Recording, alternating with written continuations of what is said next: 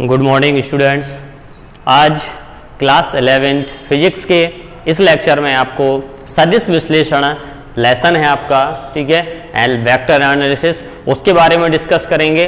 कल आपको simple motion and simple line या स्ट्रेट लाइन कल आप तो वो लेसन खत्म कर दिया गया था। आज उसी के आगे अगला लेसन है सदिश विश्लेषण, उस पर चलते हैं, डिस्कस करते हैं क्या है। देखिए इसमें सबसे पहले दो चीजें आती हैं आपकी, जो पहले भी हम बता चुके हैं, फिर से देख लीजिए। पहली चीज आती है कि आपकी अदिश राशि क्या होती है।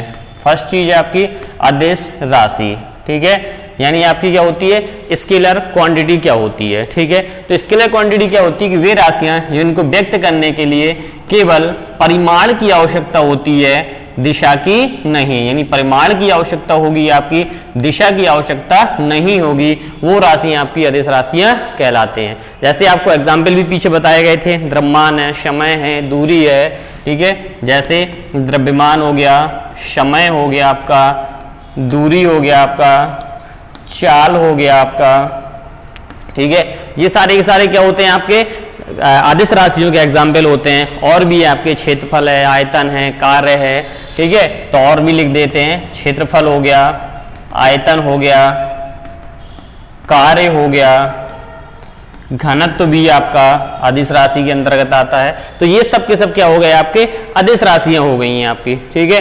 अब फिर से देख लीजिए, जिनको व्यक्त करने के लिए केवल परिमाण की आवश्यकता होती है, दिशा की नहीं, अदिश राशियां कहलाती हैं, ठीक है।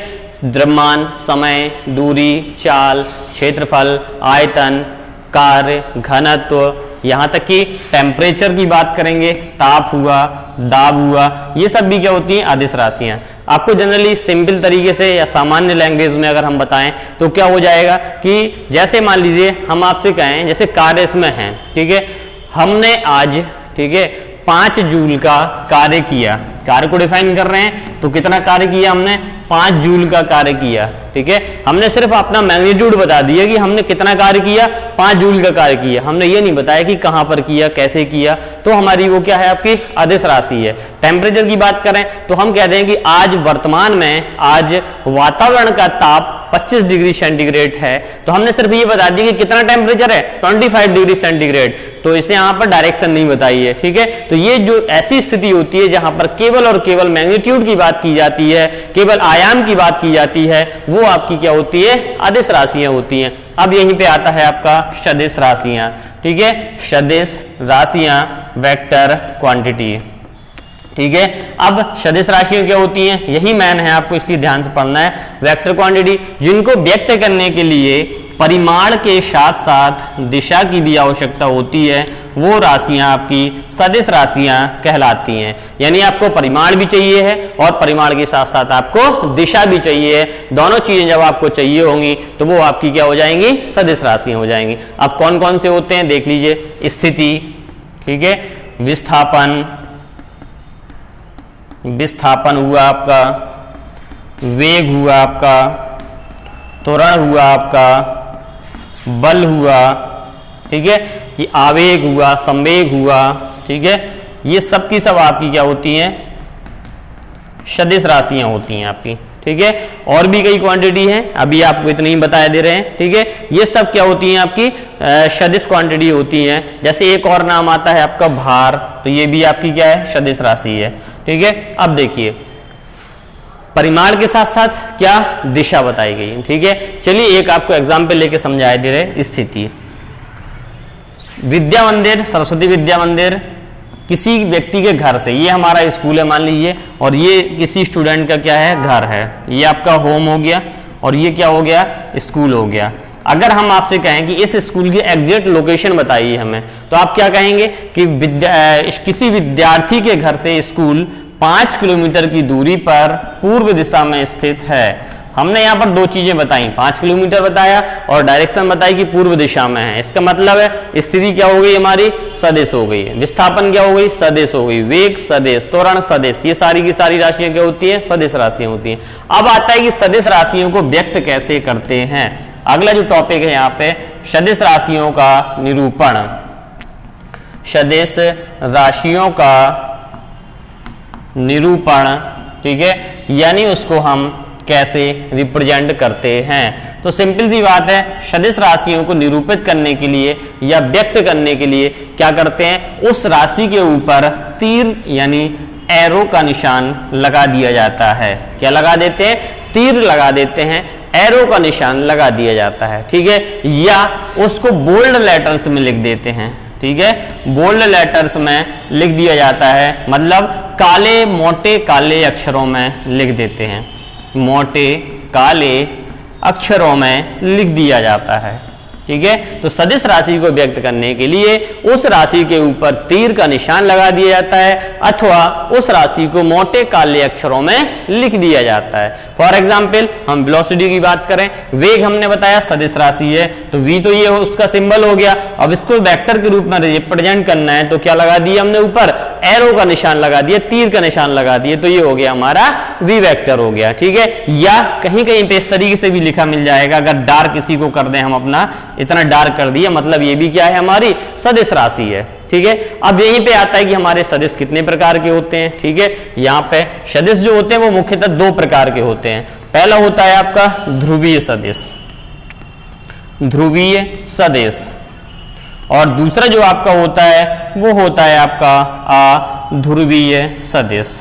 ध्रुवीय सदिश क्या होता है, वे सदिश जिनका प्रारंभिक बिंदु एक ही होता है, ठीक है, जिनका प्रारंभिक बिंदु एक ही होता है या जो एक आगे जाकर एक निश्चित बिंदु पर क्या हो जाते हैं, समाप्त हो जाते हैं, तो वो क्या कहलाते हैं, ध्रुवीय सदिश कहलाते हैं। यानी वे सदिश जिनका प्रारंभिक बिंदु एक ही होता है अर्थात या अथवा वो एक निश्चित बिंदु पर जाके समाप्त हो जाते हैं, तो ऐसे सदिश ध्रुवीय सदिश कहलाते हैं, ठीक है। अध्रुवीय सदिश क्या होता है, अध्रुवीय सदिश वो सदिश होते हैं जो घूर्णन प्रभाव को व्यक्त करते हैं। जो अध्रुवीय सदिश होते हैं वो किसको व्यक्त करते हैं, हमारा घूर्णन सदिश को व्यक्त करते हैं, ठीक है। वे सदिश जो घूर्णन प्रभाव को या घूर्णन सदिश को, प्रभाव ही लिख दीजिए तो ज्यादा बेटर है, घूर्णन प्रभाव को व्यक्त करते हैं वो आपके अध्रुवीय सदिश कहलाते हैं। जैसे इसके एग्जाम्पल कोणीय संवेग, ठीक है, कोणीय संवेग, ठीक है, मतलब जो एंगल को रिप्रेजेंट करे, जो रोटेट हो रहा हो, वक्राकार कभी भी काम करे, वो आपका किसके अंतर्गत आएगा, अध्रुवीय सदिश के अंतर्गत। और इसका अगर एग्जाम्पल करें, जैसे मान लीजिए हमने एग्जाम्पल दिया स्थिति, तो आपको मालूम है किसी की भी स्थिति बताएंगे तो हम सीधा सिंपल बता देंगे कि यहां से स्टार्ट होकर यहां पर क्या हो गया, खत्म हो गया है। तो आपकी ये सिचुएशन अगर होगी कि जो एक बिंदु से प्रारंभ हो और दूसरे पर खत्म हो, वो ध्रुवीय सदिश, और जो आपका वक्राकार या घूर्णन प्रभाव को व्यक्त करे वो सदिश हो जाएंगे हमारे अध्रुवीय सदिश कहलाते हैं। चलिए ये तो हो गए आपकी सदिश के स्टार्टिंग हो गई। अब इसी में आता है आपका सदिशों के टाइप्स कितने होते हैं, ठीक है, वेक्टर जो होते हैं वो कितने प्रकार के होते हैं। छोटे छोटे क्वेश्चन हैं यहाँ पर, तो उनको देख लीजिए कितने टाइप्स के होते हैं, ये हम आपको एक्सप्लेन कर रहे हैं, ठीक है। सदिशों का वर्गीकरण आपका टॉपिक है, सदिशों का वर्गीकरण, ठीक है। सदिश कई प्रकार के होते हैं, एक एक करके एक्सप्लेन कर रहे हैं। पहला होता है आपका समान सदिश, ठीक है। पहला क्या होता है, समान सदिश, यानी वे सदिश जिनके परिमाण और दिशाएं दोनों समान होती हैं, ठीक है। जैसे एक वेक्टर हमने ये ले लिया, दूसरा वेक्टर हमने ये ले लिया, ये हमारा ए वेक्टर को रिप्रेजेंट कर रहा है, ये हमारा बी वेक्टर को रिप्रेजेंट कर रहा है। दोनों की डायरेक्शन भी क्या है, सेम है, और दोनों के मैग्नीट्यूड भी हम क्या करे दे रहे हैं, सेम लिए ले रहे हैं। तो ये हमारे जो सदिश होंगे वो समान सदिश होते हैं या कहलाते हैं, यानी वे सदिश जिनके परिमाण और दिशाएं दोनों समान होती हैं, ऐसे सदिश समान सदिश कहलाते हैं। अगली बात करते हैं हम अपना असमान सदिश की, ठीक है। असमान सदिश में एक हल्का सा आपका अंतर यही होता है कि वे सदिश जिनके परिमाण तो बराबर होंगे लेकिन दिशाएं कैसी हो जाएंगी, अलग अलग हो जाएंगी, असमान सदिश, ठीक है, अनइक्वल वेक्टर, ठीक है। असमान सदिश कह दीजिए या इसको विपरीत सदिश कह दीजिए तो ज्यादा सही रहेगा आपका असमान में, क्योंकि आपको सब चीजें बदल देनी है।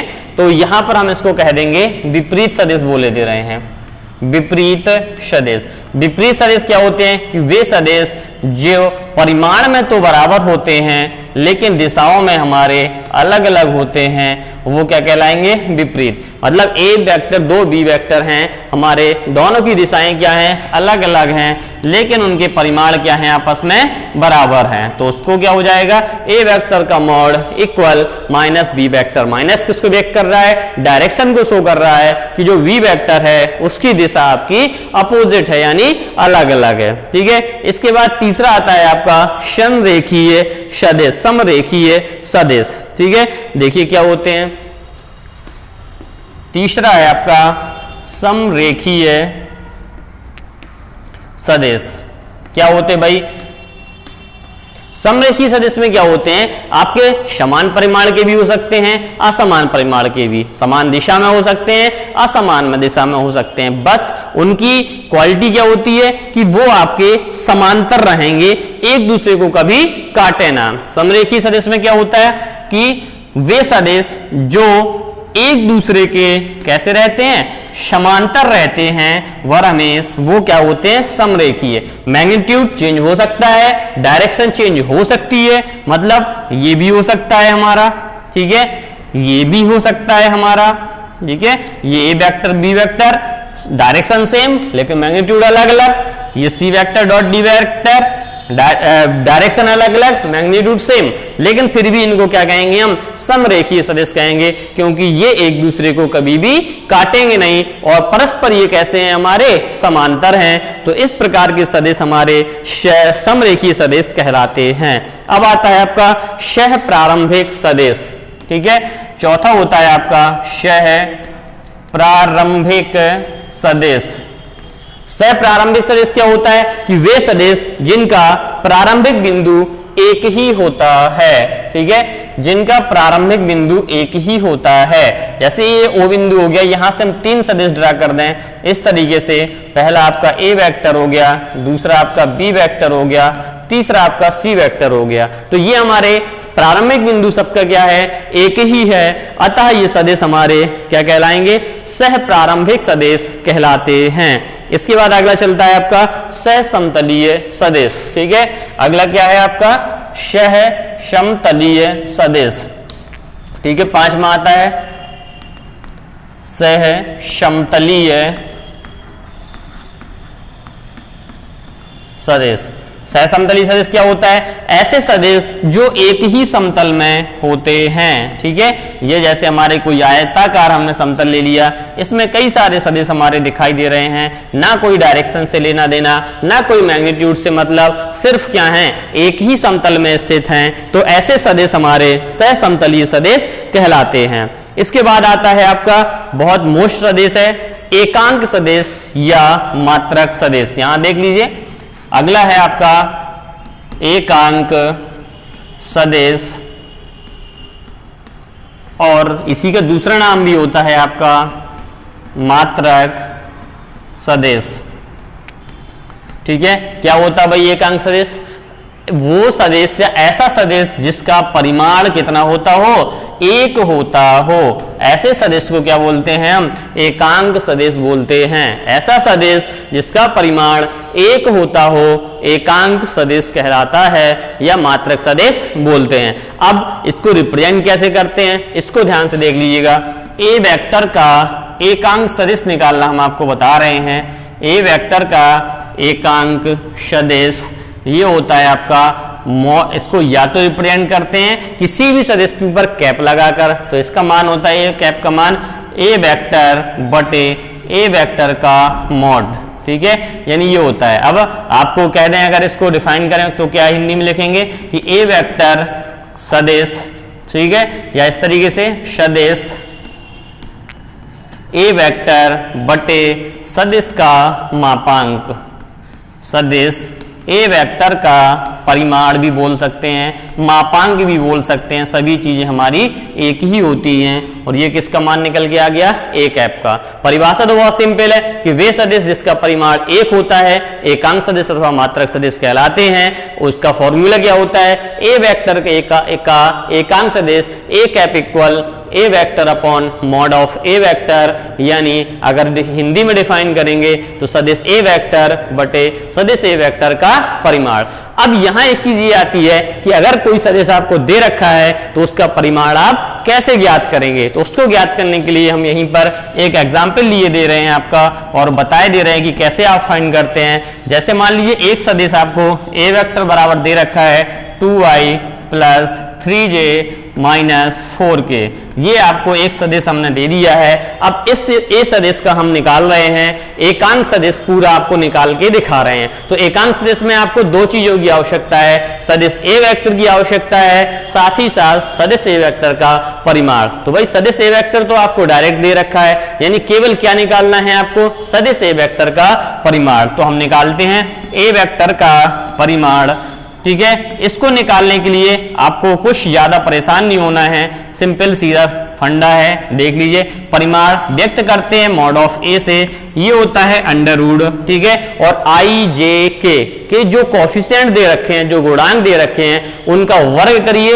और उनको आपस में जोड़ दीजिए। तो हम क्या करेंगे, आई कैप का गुणांक 2 है तो 2 का स्क्वायर, जे कैप का गुणांक 3 है 3 का स्क्वायर, के कैप का गुणांक 4 है 4 का स्क्वायर, ये आ जाएगा अंडर रूट 4 प्लस 9 प्लस 16, ठीक है, जोड़ दीजिए 16 9 25 4 29, तो ये आ गया आपका अंडर रूट 29, ये हो गया ए वेक्टर का परिमाण। अब आपको अगर एकांक सदिश निकालना है तो आप सिंपली एकांक सदिश में के फॉर्मूले में आप वैल्यू रख दीजिए, एकांक सदिश ए कैप बराबर क्या होता है, सदिश ए वेक्टर, यानी ये लिख देंगे हम 2y plus 3j minus 4k, और अपॉन में सिर्फ आ जाएगा आपका मैग्नीट्यूड, जो कि अंडर रूट 29 हमारा निकल के आया है। तो इस तरीके से आप किसी भी सदिश का एकांक सदिश आराम से, बहुत ही आराम से आप ज्ञात कर सकते हैं। तो ये तो हो गया आपका एकांक सदिश।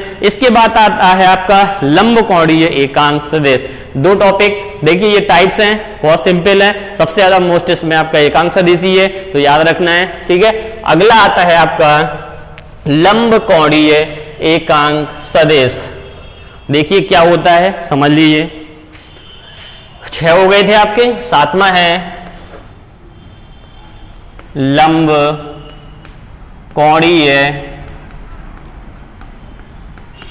एकांक सदिश, ठीक है। क्या होता है, ये हमारे पास 3 एक्सिस दिए गए हैं, ठीक है, ओ बिंदु हो गया, एक्स अक्ष हो गया, वाई अक्ष हो गया, और ये आपका क्या हो गया, जेड अक्ष हो गया, 3 अक्ष हो गए। इन तीनों अक्षों के परस्पर लंबवत एकांक सदिश लंबकोणीय एकांक सदिश कहलाते हैं। सिंपल सीधी बात, एक्स अक्ष, वाई अक्ष तथा जेड अक्ष के लंबवत एकांक सदिशों को ए लंबकोणीय एकांक सदिश कहते हैं। इनको क्रमशः आई कैप, जे कैप और के कैप से रिप्रेजेंट करते हैं, ठीक है। एक्स अक्ष का जो एकांक सदिश होता है, बरहमें से याद रखिए, एक्स अक्ष का एकांक सदिश क्या होता है, आई कैप होता है। वाई अक्ष का एकांक सदिश क्या होता है, जे कैप होता है, और जेड अक्ष का एकांक सदिश क्या होता है, के कैप होता है, ठीक है। एक्स वाई जेड तीनों अक्षों के एकांक सदिश की बात करेंगे तो एक्स आई कैप, जे कैप और क्या होता है, के कैप। एक लास्ट और आपका यहीं पे बचता है आपका 9वां शून्य सदिश, ठीक है। से नाम जैसा है वैसी परिभाषा, ऐसा सदिश जिसका परिमाण शून्य होता है शून्य सदिश कहलाता है, ठीक है।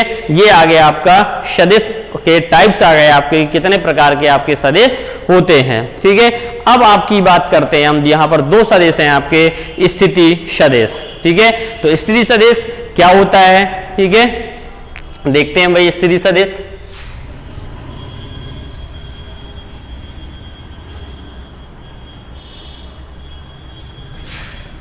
स्थिति सदिश, ठीक है।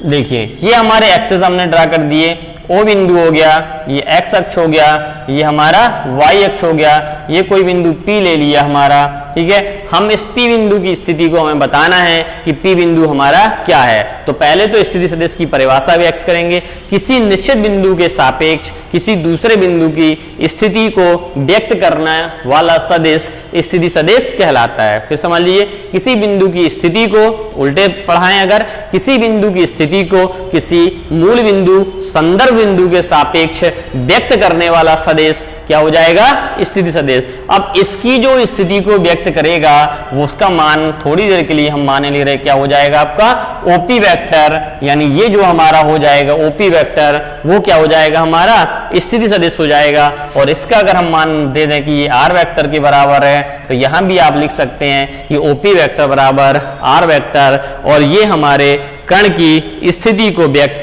कर रहा है। चलिए अब आते हैं यहीं पर विस्थापन सदिश की बात करते हैं हम, ठीक है। विस्थापन सदिश, विस्थापन सदिश, विस्थापन सदिश क्या होता है भाई, ये मान लीजिए हमने एक्सेस ले लिए, ओ बिंदु हो गया, एक्स अक्ष हो गया, वाई अक्ष हो गया।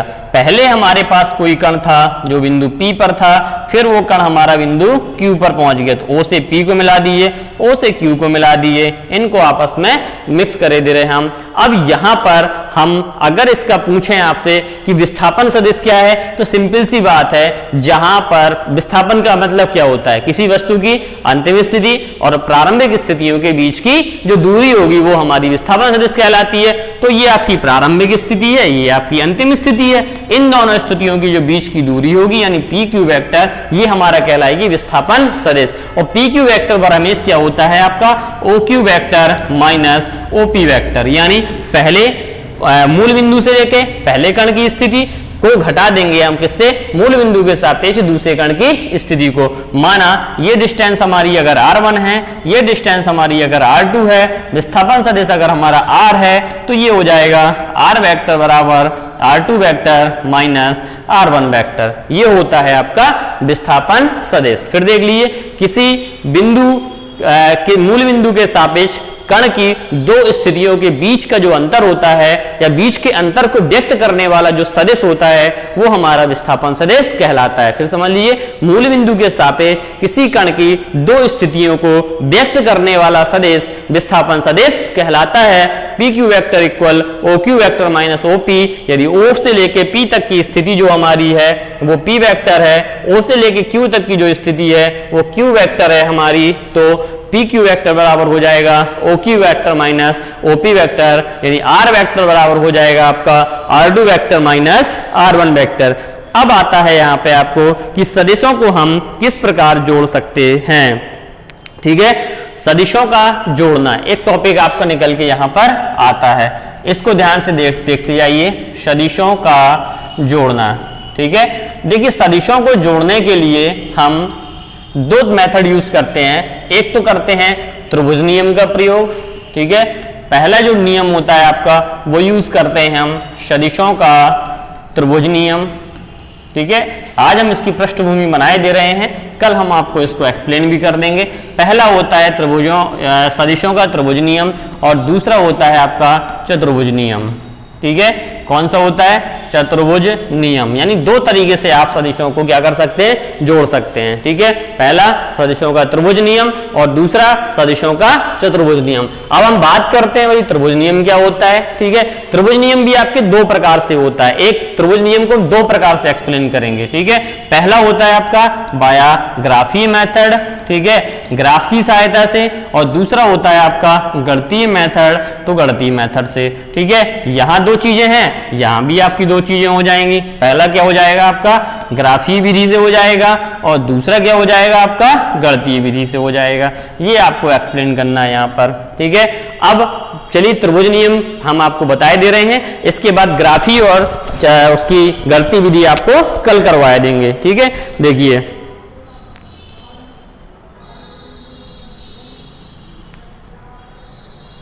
देखिए, त्रिभुज नियम क्या होता है कि यदि किसी कण पर किसी क्षण कार्यरत दो सदिश, जैसे फॉर एग्जांपल ये हमारा कोई कण है, यहां पर हमारे दो सदिश काम कर रहे हैं, ठीक है। यदि किसी क्षण किसी कण पर कार्यरत दो सदिश किसी त्रिभुज की दो संलग्न भुजाओं के द्वारा व्यक्त किए जाएं, जैसे हमारा ओ से लेके ये ए बिंदु ले लिया, ठीक है, ओ या पी ले लिया, चलिए ओ से लेके पी वेक्टर, ठीक है, ए ले लो, चलो पी आप हम अपना मैग्नीट्यूड मान लेंगे, ओ से लेके ए वेक्टर कोई सदिश है और ये पी वेक्टर को रिप्रेजेंट कर रहा है, इसके और यहां से एक दूसरा ले लिया हमने, ये ले लिया ए से लेके बी वेक्टर और ये क्यू वेक्टर को साथ व्यक्त कर रहा है। सिर्फ इतना समझो, अभी हमने क्या बताया, यदि किसी क्षण किसी कण पर दो सदिश, ठीक है, यदि किसी क्षण किसी कण पर दो सदिश काम कर रहे हैं, परिमाण और दिशा में किसी त्रिभुज की दो संलग्न भुजाओं के द्वारा व्यक्त किए जाएं, ये दो त्रिभुज थे हमारे, इसकी दो संलग्न भुजाएं थी, ठीक है, यदि किसी क्षण किसी कण पर कार्यरत दो सदिश यानी पी वेक्टर और क्यू वेक्टर किसी त्रिभुज की दो संलग्न भुजाओं के द्वारा व्यक्त किए जाएं,